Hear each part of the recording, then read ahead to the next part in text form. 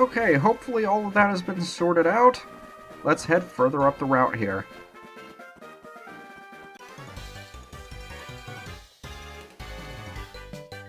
Somehow I think you're going to fail at that. Just a hunch. I don't know, maybe it's the fact that you're trying to impress your girlfriend, and whenever somebody tries to impress their girlfriend and says when they're standing right next to them that, "I'm going to impress my girlfriend who's standing right next to me." But yes, thanks to Duster's ability Keen Eye, Sand Attack doesn't actually affect us. Normally, what Sand Attack would do is lower our accuracy. But since we have Keen Eye, it does nothing. Oh, silly CPU. Marill! We haven't seen one of these yet, have we? Interesting water type introduced in the second generation. A lot of rumors were circling around about this thing before the second generation came out. Everybody called it Peekaboo, thinking it was an evolution of Pikachu or something. But nope, it's its own species. It's still weak to electricity, though, but for some reason it survived. I fully expected it to die there. I'm not used to being in battles where I actually have to think, and not one-shot everything. I suppose you can say I'm spoiled. But you can see, even with the experience training I did off-screen, we're still just about where we should be. I hope your girlfriend is a better fighter than you are. Yeah, even she thinks so.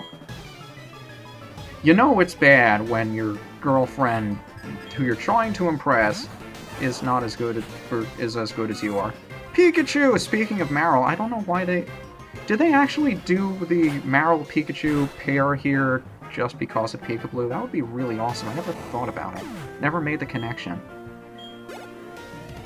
But down it goes. Who else we got on this route? You've been getting Pokemon data off your radio. I should probably be doing that too. Another Diglett. I'd send in Crunch if you weren't level 10. Because you're gonna get one-shot by Duster! Yeah, you guys see how powerful Duster is now? You were doubting it before. But now that he's got Headbutt, and he's evolved, he's doing a hell of a lot of damage.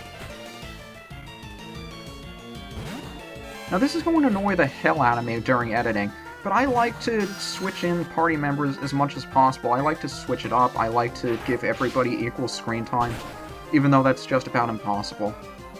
But whenever I have the opportunity to get a super effective attack in, or to have a type advantage, I'm going to be switching. It's just how I like to play the game. I like to have a diverse party, and I really enjoy when I get to switch it around, because it makes me feel like I'm being smart and actually accounting for type advantages, and you're faster than me. I forgot how fast Diglett is! This thing also gets Sucker Punch. How does a Diglett or a Dugtrio get Sucker Punch? How does it punch?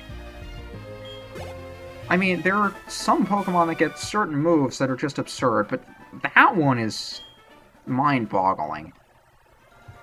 How are you feeling, Duster? Great weather, yeah. We haven't seen any rain since we left Union Cave. And I think there's only one other area in the game where there's actually active weather, because there wasn't any sort of... I shouldn't say there wasn't any. I think they did have Sunny Day and Rain Dance in the second generation, and Headbutt, well, Hail and... Was there Hail? I know there was Sandstorm. I don't know why I'm blanking on this. But weather wasn't really made a big issue until the third generation. In fact, the third generation games, you could argue that they centered on the weather. I mean, I'm not going to get into that now, but... I mean, the story for the third generation, I'll admit, I wasn't a big fan of the third generation, but how the legends surrounding the legendary Pokemon in that game, the, you know, Groudon, Kyogre, Rayquaza, I'll admit, that story was really interesting, even though the rest of the game was kind of bland, at least in my opinion. And now I proceed to get hate from all of the third generation lovers. My interest in the Pokemon games waned after... I forgot Voltorb gets static. Crap. I thought its only ability was soundproof. Oh well, Duster's paralyzed now. But my interest in Pokemon waned after the second generation, so I didn't play any of the games afterwards until Heart Gold and Soul Silver came out when I played Heart Gold, which is precisely why I'm playing Soul Silver now, because I played the Gold version when I was a kid, and I played Heart Gold when I came back to Pokemon, so to speak. So I've never actually played the Silver versions, and although there's nothing in here that I'm going to have an advantage in terms of things I couldn't find in Heart Gold, like certain Pokemon that I'd have to use in the Soul Silver version, there aren't any of those. I just wanted to use Soul Silver because I've never played a Silver version before. Hey, you know I slaved all the Slowpoke too! I really like how stories actually travel in this game!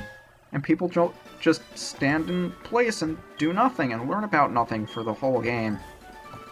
And you look like a fire breather. I actually like what this guy says when he asks to exchange phone numbers. But he's got a Magmar! This is another one of those Pokemon that didn't have an evolution in the first game, the first generation games, but was given one in the fourth, and his evolution is really cool. But of course, as a water type, Crunch is going to resist his fire moves. He's still burned though. But he should be able to take down Magmar. I don't know if we'll be able to one-shot him, but he should be able to at least take him on. Smokescreen is another one of those moves that reduces your accuracy, and since we don't have Keen Eye as our ability like Duster does, it's actually going to affect us. So now our attacks may start missing. And burn damage is really going to start racking up if we keep missing our water gun. All we need is to land one hit on this thing. I believe Magmar can also get... Really, Crunch? Okay, if we miss the next water gun, I think he can knock us out at the end of the turn. Alright, we're good. I think Magmar can get the Flame Body ability, or Magmar Armor. One of the two. Maybe both, maybe neither. Very interesting abilities, though. Another Magmar? I don't have an advantage over you, do I? Okay, here's something interesting I'd actually like to try. I'll send in HC Beetle here to bait his Magmar into using a Fire-type move, like Ember. However, I don't intend to stay in with him. I'm going to switch out to Lupus, who, thanks to his Flash Fire ability, will be able to absorb Fire-type moves. Unfortunately, he's smarter than that, so he's just going to knock down my defense. That kind of backfired on me. But I don't think he can actually hit me. He has Leer, Smokescreen, Ember, and... Did he show his fourth move yet? I don't know if he did. But he may not be able to hit us, since we're immune to fire moves.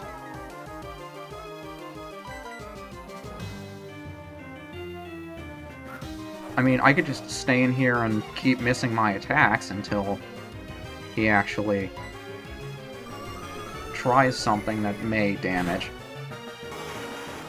Oh well, there he goes. And Lupus is level 18. It seems like forever since he leveled up on screen. But yeah, his special attack is really starting to pull away from his physical attack. Here's the line. I mostly breathe fire, but want to exchange phone numbers? And after we exchange... Don't worry, I'll stop breathing fire while we're talking on the phone. So give me a call. Love this guy. But yeah, there are some songs on the radio that we can play to lure Pokemon from wild battles, and another one of those policemen that won't actually attack us unless it's nighttime, which is kind of silly. National Park and the Pokeathlon Dome. We'll have to check those out next time, because I don't think we have time to do them now. And since Duster is paralyzed, I don't think he's going to be able to run away from too many Pokemon. I think Lupus is pretty quick. Have him lead out. There are a couple of Pokemon we can run into here. I don't think any of them we haven't run into yet. Except one that's really rare. So we should probably heal up Lupus there. I need to buy some more healing items, actually. I think we can get away with not healing up the others, though. It's not because I don't love them, it's just because I don't have enough money. Go anywhere if they're a bug Pokemon. You must be a bug catcher! And he's got himself a Venonat, bug poison type from the first generation. Should be one shot by Fire Fang, because I don't think there's anything too interesting about Venonat. I think we can find one in the National Park. I've never actually looked for one. He's kind of cool to use, but his stats are kind of underwhelming too. But then again, I'm using a Furret, so... And more phone number trading. You know what, as long as we're out here, let's see if playing the lullaby on the radio will actually do anything. That Town, That People, DJ Ben, Marion Oak, Silver Drama. Interesting, so the radio shows actually change depending on the time of day. Cool. So now that we're playing the lullaby and not running anymore, let's see if we can avoid any... Well, that worked! I got 3 times as far without running into anything than I did with the things that actually lower my encounter rate. Does that bother you too, Lupus? I feel like this episode's been dragging on a little bit. I do feel sorry about that, but I think it would have been much too short if I just ended off after we fought Whitney. Do you fight me? I think you might. So I'll switch over to Sleepy. I use Pokeballs! It's another bird keeper. You can start to recognize these guys from their overworld sprites if you pay enough attention. And it looks like Sleepy's about to gain another level as well. Awesome! There's so many level ups. So many level ups.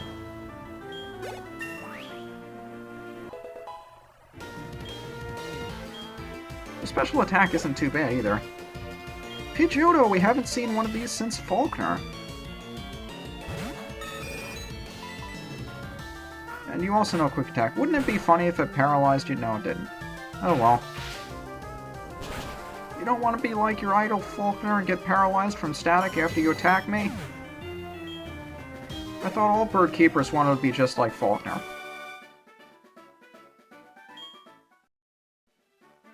Okay, so let's switch back over to... Yeah, we haven't been doing much running around with HC Beetle lately. Now that we head all the way back over here, we can pick up another TM, and this is going to be really useful in the next gym. TM66 Payback. Now, this move, not only is it a Dark-type move, and it's already 50 base power, but if your opponent attacked the Pokemon that's going to be using this in the same turn, its power doubles. So it's actually a really nice move to have. I don't think I'll be teaching it to anybody. I'll check to see who can learn it. But yeah, the only one who can is Lupus, and since he already has a more powerful special-type Dark move, I'm not going to bother with it. But if you have a Pokemon that can learn it, it's actually very nice to have for the next gym. And since we've pretty much done everything we can on this route, I think next time we'll head up here and explore. Well, do I want to fight this guy before the end of the episode? He is just standing right there, patiently waiting to be beaten up. Tell you what, next time, we'll fight this dude! That doesn't do much for a cliffhanger, does it? You know what? I'll go run back to Goldenrod City, heal up, and meet you back here at nighttime. I'm starting to think this is the episode that just wouldn't die. Danger lurks in the night! Dirk? What kind of name for a policeman is Dirk? But his Growlithe actually has the ability Intimidate. Now, I think another Pokemon's used it on us before. I think it was a Snubbull. What Intimidate does is when it's switched in, the opposing Pokemon gets its physical attack knocked down one stage. Very nice to have if you're facing off against a physical attacker like HC Beetle. However, you're now facing off against Crunch, and Crunch is not taking any of your business. I've really wanted to try using Growlithe, though. If I wasn't using Houndour in this LP, I would definitely pick up a Growlithe. There's so many fire and water types that I've just wanted to try, but haven't used because I've used the same starter as the type. It's the biggest problem I've had with fire types, because I really like using fire-type starters. I like Charizard, I like Typhlosion, I like... oh, what's his name? The third generation one. For some reason, I can't remember his fully evolved form.